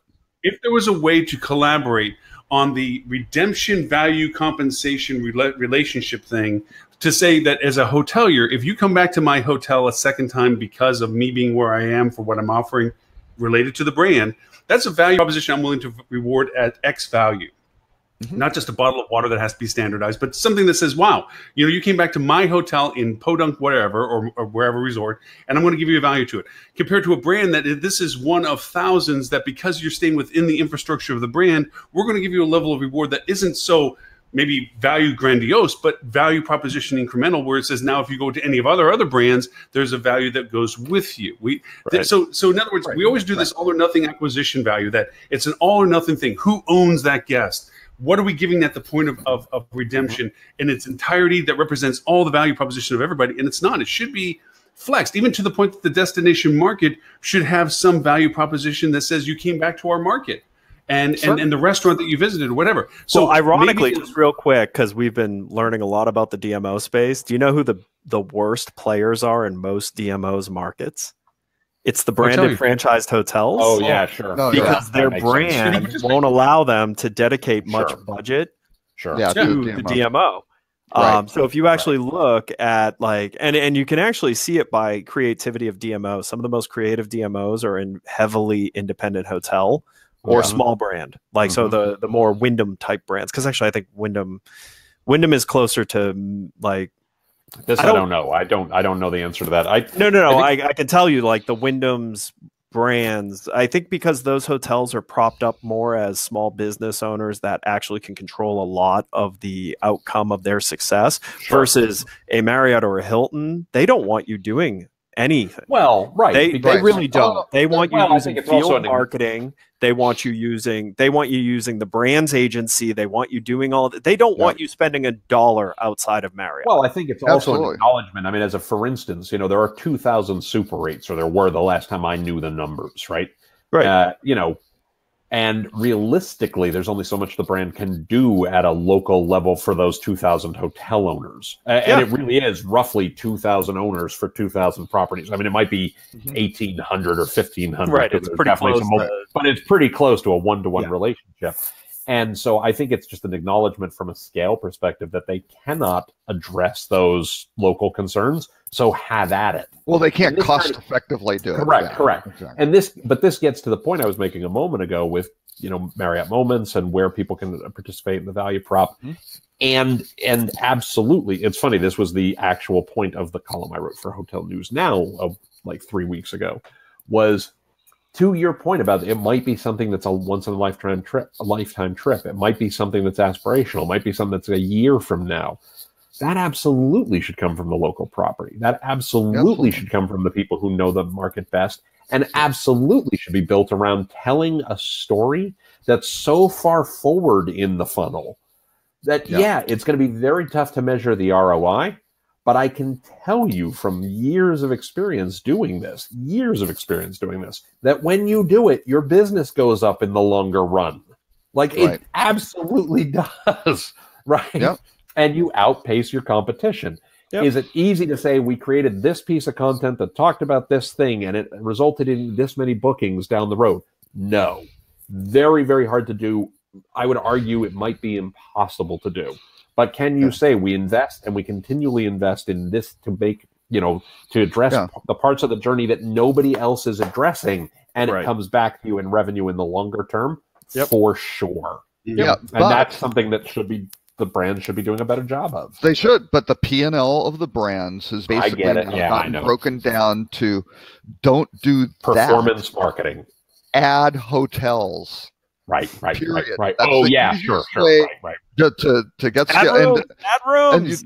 And look at what David Kong of Best Western saying. Talk about an association, right? So they don't have Wall Street pushing them. He's now out there saying that Best Western with their 11 brands. Can anybody name Best Western's 11 brands here? Go. Western ready. Has 11 brands. Yeah, they do, but a lot of them are different position soft brands. Right. They're more that than they are consumer facing brands. Right. You have ones like Glow and Stay something. There are 3 different versions of Best Western. There are 3 of these Stay somethings that are new. First of all, you've got Glow and Vibe and stuff like that. If you have less than 5 hotels flying the flag, you shouldn't be allowed to call it a brand yet. It should be a Best Western collection until it's a brand. Or a Best Western marketing program. David Kong is now saying that they need to add more brands because they are now taking a disruptor mentality. And you're wow. I understand what the only reason I say that is because Best Western has made a swing up market. Right. A substantial swing up market. Oh, yeah, for sure. And when he discovered it initially. In the U.S. Internally, the team, when I said, wow, did you realize this hotel is part of Best Western? The response was, what? Yeah. Because when you think Best Western, you think the most prominent brand, which is the standard Best Western. However, for a long time, Best Western plazas what was their slightly higher Premier? Oh yeah, those were nice. Premier, Best Western Premier were really nice. Super nice. There's actually one in Palm Harbor, Florida, that is one of my favorite hotels in that area to stay at. Yeah. And when you stay there, you're like, this is not a Best Western. Well, of course, it's a Best Western, whatever. It's Howard Johnson Plaza was the Howard Johnson I was thinking of. The higher end type. Ramada Plaza. There was never anyway, it doesn't matter. Has something like that too. And see, this is the problem with brands. But, to think about the Florida Hotel, which is in Orlando, it's at the Florida Mall, is now part of the Best Western system. That hotel is gorgeous. Yeah. It was originally an Adams Mark. It got a full overhaul. It looks like an Apple store when you walk in it. It looks like an Apple store. They did it on purpose. Beautiful hotel with great convention space and all that. And it's a Best Western. Well, that is tough when you've been such an iconic budget brand. It's tough to expand with that brand because you're fighting a consumer image that you spent a ton of money to create. That's right. So I get what he's saying in that in order to expand, they need more brands. Yeah, because your company is named after a very iconic brand that has a very easy to understand proposition and always has, because you spent a ton of money to do that and you've done it well. So Tim disagreed with that. Yeah, Tim didn't like what you just said. No, he was like, Yeah, but again, yeah, Best Western, and we used to stay in Best Westerns. I mean, we're talking in the '60s, right? And they had some really good ones, like the one in Sun Valley, Idaho, was fantastic. There's some fantastic Best Westerns. Oh no, and in Europe, they had some spectacular ones, and I think they did a pretty good job. That Dorothy did of breaking it up into the three things, but now they're going into this massive growth sort of thing of how do they add more. When we say the need for brands, and to your point, Ed, it shouldn't be a brand if it doesn't have enough critical mass to be even called that. This is categorization of franchising. This is saying that I can't force you to be a Best Western if I allow the latitude of description to be too wide. I can't give you same territory as another Best Western. I can't have one on each corner. Yeah, because you've invested more. Yeah. So if you're XYZ product, you have to have these XYZ requirements. You can be this XYZ Best Western brand value, and your footprint can overlap another Best Western franchise, or because technically you're not the same, you're just in the same structure. So, I mean, it's a matter of functionality of distribution. It's not so much. There is a consumer. There is a guest. Yeah, there is a guest related. In some aspects, yes. In some no, for sure. I mean, the Wyndham was built by acquisition. I was there when they started fixing what happened when you built by acquisition. Because you built by acquisition, you had salespeople. And you're right, this was driven partly by the brand, but it was driven partly by what happened prior to being acquired, too, right? Mm-hmm. We had things like Ramada Plazas, Ramada something else that I can't remember, Ramada Limit, and Ramada Limited. Ramada Hotels, Ramada Inns, and Ramada Limited. Yeah. Right. And some of that started before that. Well, Ramada's a bad example because they were the origin of the company, but some of the other brands that happened before they were acquired. Well, Days and Suites, and Days and Suites, Days Hotels, all this kind of stuff. Holiday Inn Select, Holiday Inn Sunspree. I mean, correct. Okay. But where that caused a problem was it caused an enormous guest confusion problem. Because if I go to a Ramada Limited and I'm expecting a Ramada, you were sorely disappointed. Yeah, that Ramada Limited should have been a Howard Johnson, or it should have been a Days Inn, or it should have been a Travelodge, instead of ever being a Ramada Limited. And the best thing we did as a company while I was there was we killed all those sub-brands and said, this is what Ramada is. And admittedly, that's a brand I think they still struggle with. But they basically said, we know what it isn't. This is what a Days Inn is. This is what a Howard Johnson is. This is what a Wingate Inns is. This is what a Wyndham is. And if you're a franchisee buying that and you want the Wyndham Limited, that doesn't exist. There's no such thing. You want the Howard Johnson, or you want the Ramada, or you want the what have you, right? But all the other hotel groups looked at Wyndham and went, oh, wait a second. They have some of these more closely clustered brands, right? Yeah. Days Inn and Ramada, and there's overlap, right? That wants to be a Ramada, but doesn't have space for a breakfast. And so Ramada modified it, saying, well, we'll call you a limited. Today they don't. Then they eliminated it because they discovered that was a terrible idea. Right. And that's where the expansion methodology was in.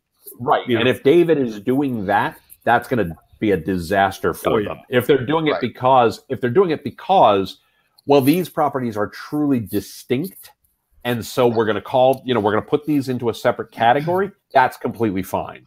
But if you're saying, we're creating these brands and, it's to Best Western better, Best Western best, bestest Western. Look at some of the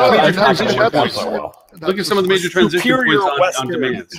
It was exterior hallways versus interior hallways. And that was a huge brand variation. So now you have somebody that has a hotel that's old, that has exterior hallways, that wants to be in your brand family, and you can't let them in the brand family because they have exterior halls. So you create this pseudo brand variation tiers that says this is XYZ Best Western exterior, or whatever you want to flavor it as, so that you get the inventory and market, so you can show your stockholders, look at growth, look at inventory, look at room. Best Western doesn't have to worry about the stockholders. It's a different reality there. Best Western did a good job because they also had it where, as opposed to the Sheraton or the Starwood approach, which was let's get the crappy hotels out of Sheraton into 4 Points sort of thing, right? They had to cull the herd a little bit.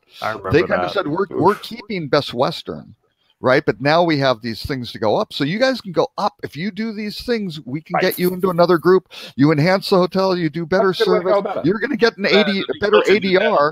DoubleTree too. I think they heard DoubleTree. Flavor exactly. Yep.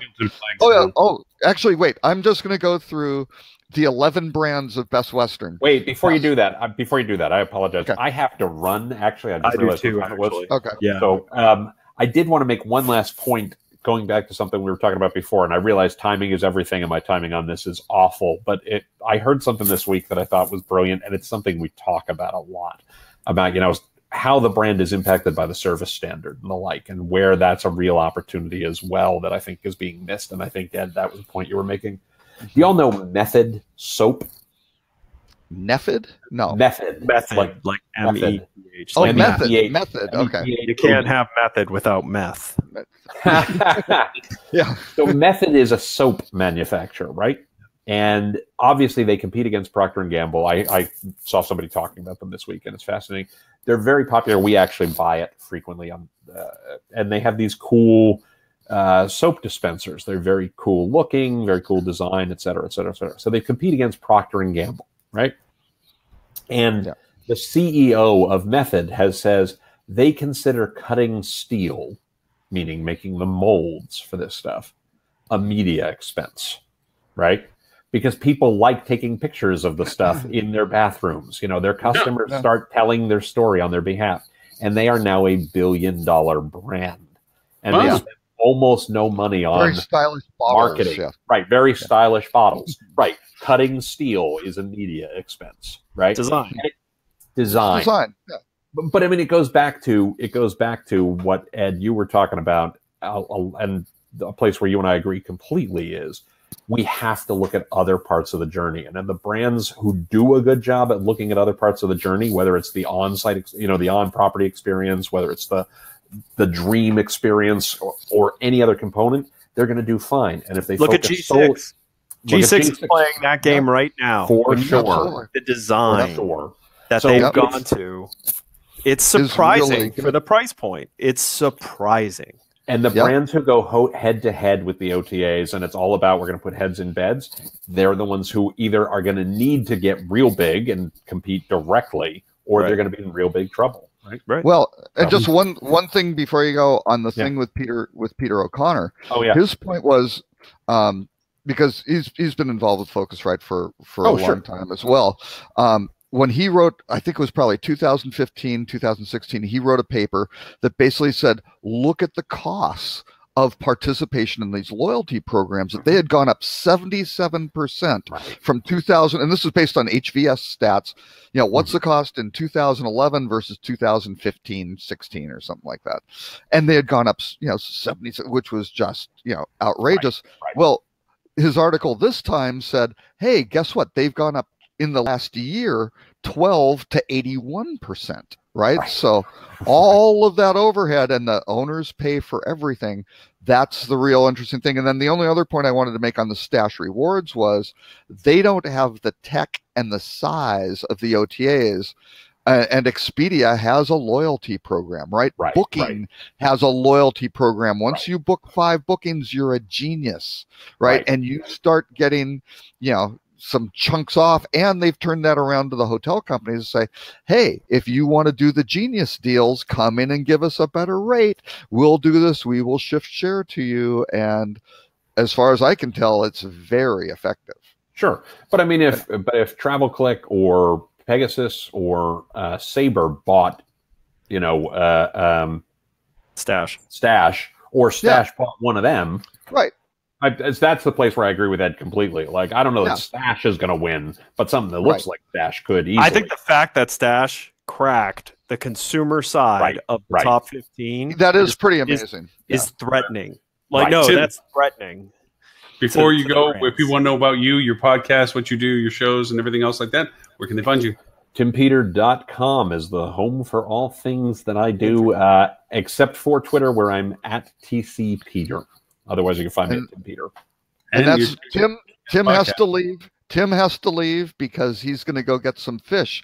This restaurant gotta go. that he loves. No, don't do that. Bye, Tim. Gentlemen, great seeing you all. See you all next week. Have a great week, and I will see you next Friday. Bye now. All right. Mr. Ed, you said you had to take off as well? I do. I have a client call I have to get on soon, and if I want to eat, now's the time. Now. So, thank you. If we really want to know about you and what you do, what is it that they go to? You can go to Flip2, or you can find me on social media, Edward St. Onge. If you follow me on Twitter, you will hear me rant about the disrespect that the UCF Knights get from the College Football Playoff Committee. Just warning you. Yeah. Excellent. Mr. Ed, thank you Thanks very much. Guys. Happy third birthday to you all. Happy third birthday. The show is now as old as our median level of sophistication, right? Sophistication, right? Yeah, we've risen to our level of greatness, yes. Like a 3-year-old, we've made it through 3 shows without huge technical difficulties, so we're now finally walking. Ta-da! All right, bye, guys. Bye. Thank you very much. Mr. Robert, you were going to. It took Ed 3. It took Ed 3 years to walk. Really? Wow. Some people still stop. I don't know. So my older daughter got up at 9 months. Yeah. I'm sorry. What was your question? Oh, you said you had 11. I didn't know Best Western had 11 brands. Oh yeah. Did I may have closed that tab. They have something like Sure Stay or something like that has three brands. Hang on, let me. Yeah, no, it's gone. Anyway, yeah, there were 11 of them because they've got Vibe and they've got 3 Best Westerns, Vibe, Glow, some, I think, an executive stay sort of thing, like a long-term stay, a more corporate apartment, and then these Sure Stays that there were 3, which I wasn't even kind of aware of, which is so kind of scary because I try to pay attention to that stuff, and if I don't know about it, and everybody else saying Best Western has 11 brands, being shocked by that is crazy, and they're looking for more, right? I mean, that's right. And again, it goes back to the whole value of those brands, and and even Small Luxury. I mean, Small Luxury, when they changed their name from Small Luxury Hotels, which I thought was a fine name, to Small Luxury Hotels of the World, to basically kind of try to pull some things away from leading hotels of the world, right? Which was weird because my work with National Geographic, they insisted that they wanted to call National Geographic Lodges, which I thought was a very clean name, to National Geographic Unique Lodges of the World, which was like, why would you add all those extra words? You've added zero value to that brand. I feel like I really have no room to complain about the expansion of their name, since I often get teased about the domain name that I have for our show at Hospitality Digital Marketing. Oh, well, that's true. A little long-winded, but I think it's very specific, and there is no confusion for this. And I happen to notice in Google search that when you look up Hospitality Digital Marketing, we are now number 6. Oh, well, you've got to go climb up and make sure your site architecture and everything. Oh, and that's what this month is for. Yes, but SEO or anything on that. Was there any other articles other than the Rutrow that we missed? Actually, the really good news one, which I really, really liked a lot, was TripAdvisor, off Malign TripAdvisor, who we had another article, which we don't have to go into, that was kind of the problems that they are having in terms of hotel booking. Now they've kind of shifted directions because the whole instant book push and stuff didn't work out so well. They're still trying to figure out their way of monetizing things, but they're providing travel guides for refugees and people coming to basically the US. So they're working with destinations, and I think boy, I wish I had the name of the group that they're working. It's like I think it's IRL or something like that. It's International Refugee group, but they have they're putting together city guides and programs and tours and things like that, which aren't going to change these people's lives, but it's just going to make it a little bit better. So it's kind of like kudos to those guys for spending some time and attention, and for Steve Kaufer kind of driving that project, which is good. He's got a lot on his plate trying to figure out what they're doing in their next pivot. And since he's now had like 4 or 5 pivots, it's just pretty yeah, it's pretty incredible. So that's the good news story. But we really should do the rut row, because it is just so disgusting. Go ahead. I mean, for me, it doesn't bother me. It's like, no. This is a great thing. So there is a restaurant in New Jersey that had a little bit of a problem. Food quality. What? A food quality, maybe? Yeah, I guess you could categorize it as a food quality issue, because they had someone who came in and actually took a video of it and posted it on Facebook of their fresh fish that they were eating, which had a live worm in it. So you have a nice video of a worm crawling around in the food at that restaurant. Not the best thing that you want to, what the person who said there's no such thing as bad PR may not have driven off of this bridge quite at that point. This might go past that boundary a little bit.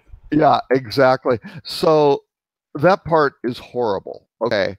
The defense from the restaurant was even more nauseating, because what they came back with was try to explain, hey, you've got all these worms and this happens, and it was a problem with their purveyor didn't find it and stuff like that. And it's like, guys, the solution to any sort of crisis management is to acknowledge the problem from the consumer's perspective. B, apologize. C, overcompensate. Yes. Sort of thing. And that works. That approach is time tested and as bad as anything can be. If you do that, you still might not be back to square one, but you did everything you could. Some of the expansion possibilities of it being if you start explaining that all fish have worms and stuff like that, it's like dirty secrets of the kitchen is, this goes back to my days owning restaurants. When we would get fresh grouper in, grouper being the type of fish that it was and so forth, part of the trimming of the fish was we'd go through, and the larger, the older the grouper, there was always worms. Yeah. And you had to trim them out. But that was the quality, what you did with your product. The worms were, fish anyway. And it sounds terrible to say that, you could be eating fish that had worms in. In fact, and you don't want to cook fish. You don't want to cook fish to the point where you get it at a high enough temperature for long enough necessarily to kill the worms. It's not like pork where you're killing the trichinosis, which basically is worms too. No, it's a matter of preparation. Yeah. That's why you wash lettuce so that you get bugs out of it. That's why you clean vegetables and so forth for pesticides. You can eat sushi. Have a responsibility to do these sushi things. Everywhere. Yes, they manage to serve people raw fish with no worms, sort of thing, or the good ones, right? And every once in a while, yes, you can get a parasite or you can get something bad. Which how many times do you see where the packaged lettuce and so forth, there was a bug or something in it because it wasn't prepared correctly or something. But the idea of this is that the restaurant, to your end, it's not about trying to explain why it happened. It's about acknowledging that it is, overcompensating that it had happened for it in the hopes that it doesn't do what this did, which is, let's share a gross video and then tell you how bad the restaurant responded to it. Oh yeah, and I forgot the fourth one was and tell them what you're going to do to make sure it never happens again. The second problem. Yeah, that's very true. But you should. I put the things on the Facebook comments. Take a look at the video. It's really, really disgusting. Yeah, it's a good size, probably inch long worm curling around and trying to figure out it's already been cooked, so it was already agitated by that thing, and now somebody's fork is gone and almost cut it in half. But fortunately, there's only one thing worse about a worm in your fish. Yeah, a half a worm in your fish. or not noticing and the person had eaten half of it too. Right. So they're like, because there's a comment on the video going, "Oh, you didn't eat any of that." It's like, I ate half of it. Yeah. so you get situations like that, which are not making these customers feel comfortable. And lo and behold, with cameras everywhere, they're now able to share it with. Oh yeah. Hey, now so the world. next week, I want to start introducing some conversation. I just finished, as you know, took a 2-week trip after having taken another previous 2-week trip into Texas area. Finished taking a 2-week trip, and we both took the dog. Thanks for stopping by and saying hi. Well, sitting there by my phone alone, just he'll call. He'll call. Good. So anyway, with me traveling with our dog, I have a new profound appreciation and a soapbox to stand on as to what it means for pet friendliness. Because we were looking for hotels and so forth as we kept changing our plans because we were kind of meandering back down to the coast. And there's hotels that say, oh, we're pet friendly at $150 non-refundable pet fee per night. Yeah, exactly. Which is usually more than the hotel. You're friendly to the pet, not so much to the guest, the human. Yeah, human hostile, pet friendly. Yeah. Yeah, and then you have hotels that will charge you only $20 a night and have great dog walk and dog bags and treats at the front desk and embrace the idea. And you go in there and no kidding, we went in, pulled into one area that had the typical complex of brands, right? You know, every flavor Marriott's and everything else is sitting on the side of the road, and all the other hotels, the parking lots were scantily. There's just a few cars. The hotel we're pulling in, we're like, man, this is, and we're pulling into our hotel. Parking lot is packed. We go in, it's like a dog party. I mean, dogs all over the place, and the place is packed. And so I'm talking to the front desk manager that's there. It's like, because they charge $20 a night, and they run up to 60-pound dogs. There is, of course, a damage waiver. Always, if your dog damages something, there's always if the dog tries to eat the sofa. That's a problem. Yeah. Right. So the fact that they don't try to charge heavy to get you into the door. The dog walk was full. They had bags everywhere. They had treats at the front door, and the place was packed. And all the other hotels, which charge $150 a night for dog fees, they're sitting around there with low occupancies. Absolutely. And then just anyway, there's lots of stuff that I mean, I have a few domains that I have always kept. I actually have pettripadvisor.com. Oh, well, they won't let you have that, but that. Yeah, they might keep You'll that get one sued around. real quick. Well, they might be too close, but they don't have anything trademarked on it. I check every once in a while, but then Pet Trip Review. The TripAdvisor thing will be a problem. But again, maybe they will buy it from you, but they know it's not worth anything. You can't. I don't know. It's a mixed bag. But anyway, but I want to include because I think from a marketing perspective, especially for limited services hotels, and this is the thing. This is going to be the evolution. I mean, Marriott and these guys should be able to. And another comment in that, which I thought was a brilliant article by Peter overall, was 60% of the hotels under development in the U.S. are either Hiltons or Marriotts. And you kind of go, wow, that's very, very interesting. But anyway, the problem is maybe Marriott and Hilton and these big brands can do. You're looking for pet friendly. Well, here's the real thing, and not even. It'll be very interesting to say, are they going to go through and say, hey, Residence Inns, because your long-term stay or, Staybridge or something like that, you've got to be pet friendly and do the following minimum standards. Because I think that's the real question. What you experienced at that hotel wasn't what property was it? That one was actually, that was a Residence Inn. It was. That's great. It was a Residence Inn. But that's not going to be the standard, right? They are going. Oh, not all Residence Inns. Not all. No. Right. By any must do this, right? So that's good that they had the flexibility. Now, the interesting thing is, does that wind up somebody from Marriott coming in and going, hey, you can't do that because that's too much stuff for the dogs, and that will piss off people when they go to the next Residence Inn and they can't do that for their dog, right? That's a double-edged sword, right? Allergies and what have you. Some people can't stay at hotels that are pet friendly because they're allergic. But by the same token, just like with anything, ADA compliance and so forth, you can allocate inventory, just like the old smoking versus non-smoking. You allocate inventory that's applicable to that offering, okay? Right. And contain those who don't have that preference in another area of the hotel or something. But my worry is they come in and go, you can't have a dog party, right? When people walk in, they can't see that this is a dog party because that's not the branding of it. Now, I would say that's a great thing, especially for long-term stay. You want people to be able to bring their pets because they're there for a while, and that's a great thing. Because if you can't, what are they going to do? They're going to kennel them somewhere. Where do they do that?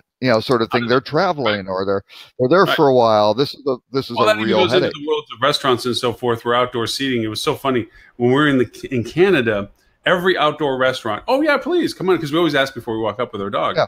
And in the U.S., oh no, only service pets. Really, you have an outdoor patio, and because my dog doesn't have a badge on him, I can't bring them in. Really, we walk away. And there is so many people that travel with pets. Austin, do you spend any time in Austin with your dog? It is the most pet-friendly city I've ever been in. It's everybody's got their dogs everywhere. Yeah, sort of thing. It's great. The reason why we drove is because we wanted to travel with our pet, because we didn't want to leave him for 2 weeks while we're doing our travels.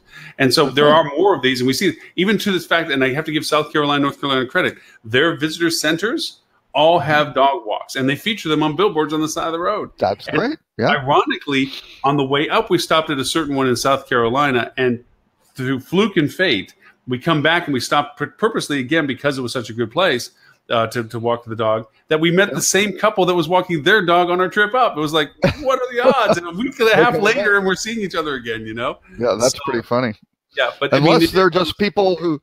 Unless they're perhaps foreign agents, they're infiltrating our democracy with their dogs. You never know. They're following me because yes. Or they're hospitality digital marketing fans. Yes, they could be that. Hey, and to that end, and Ed, you're not here to hear this, but I'm going to say this: I am still amazed by the people that will come up to me and say, "I've watched your show." I mean, people that I would never have even thought that they knew about the show. I get pings on LinkedIn and so forth. It's like, "Hey, Lauren, great show last week." I'm like, who the heck are you? Yeah. You're the one who watched. Well, what do you know? So. What do you know? The one person was you. But no, it isn't, because, and they watch the recording more than live, obviously. I mean, we get much more people that watch the show. And actually, what I hear, even though we do this as video, they listen to it as a podcast. They listen to this in the background. Right, exactly. Yep. So that said, thank you and judging from the video of looking at us, I was about to say reasonable. That is a very and perhaps a smarter, one of the smarter approaches on this whole thing. Mr. Robert, I do want to personally thank you for literally 3 years of persistent, consistent participation, and you are now the keeper of content keys. I mean, for the past X number of months, I don't know how many months it's been, you have been the provider of all that's topics. And I mean, I stopped that a while ago, and you have taken. Well, I'm not so much on the tools. Yeah, I mean, we should have Lauren's tool time or something like that. Well, actually, I mean, I'm going to be sending out surveys to all of our subscribers and to everyone on the board, the HSMI Digital Council Marketing Board now, as to recommendations, preferences, and interests that they would have. I do think, and we'll have this as an internal discussion with all of us as co-hosts, restructuring a little bit, formatting a little bit, kind of get back to like first half hour is this, second half hour or hour is this, or whatever. Get to some structure to that. But what if they come back with the keep Tim and Ed and Stuart and Holly off the show? No, what are you going to do? That would hurt. That would hurt their feelings. We can't do that. No. We'll just throw them out of the ballot box. It's like, oh no. We changes here. Exactly. Mr. Robert, if people want to know about you and what you do and what it is that you know all about, what is it that they can do to find you? Oh, I would love them to tell me. Reach me at rockcheetah.com or at Robert K. Cole on social media. Excellent. For archives of this show and all 155 previous shows, you can go to hospitalitydigitalmarketing.com/live. If you want to replay this show in its entirety with all the links that Robert has been generous in providing for news, features, and articles, you can go to hospitalitydigitalmarketing.com/156-2. I find out I'm getting a -2 added to it these days. So yes, I got to reformat my wireframing on my website, and I'm actually thinking about going and changing how I list the shows now. Instead of just putting the number down, literally just leave it as live show number 156, August 3rd, 2018, which is what usually the podcast listed as, or the live shows listed as. So I think I might just start leaving it a string because organically it helps indexing compared to just the movie. Maybe, but I don't know if you can get those keywords in there and what the topics were for, maybe you need a title for the show. It seems like all the podcasts seem to be doing that to get higher rankings in the, in the Apple Store. I'm literally evaluating it this month, although next week I'm in Las Vegas for the Nevada Hotel Association Revenue Management Conference. Oh, I'm up there with I think Calvin and who did she go against at Rock? Who do you go against at Rock when they did the point counterpoint conversation? I don't know. I wasn't there. She's with MGM. Drawing a blank. Anyway, Sarah. Yeah. Anyway. No. Anyways, next week in Las Vegas on Thursday or Wednesday, and it's basically a Nevada's version of Rock. Yeah. And it's going to be fun. And they do a lot of stuff. They have the governor's conference for travel is very good. They do some good. The state does some good conferences. They do some pretty cool stuff. And then the week after that, I'm with Holly in New Orleans, doing train the trainer program for Interstate, which is going to be fun. Holly has let me participate in her Train the Trainer program, so I do not want to let her down for that. Well, I don't. I'm thinking.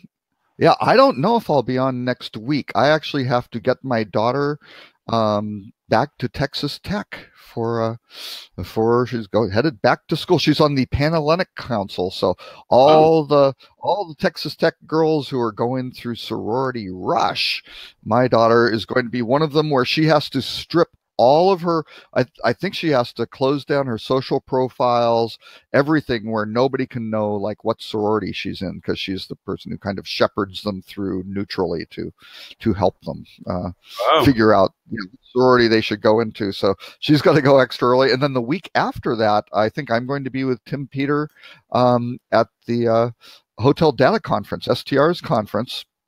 Oh, that's right.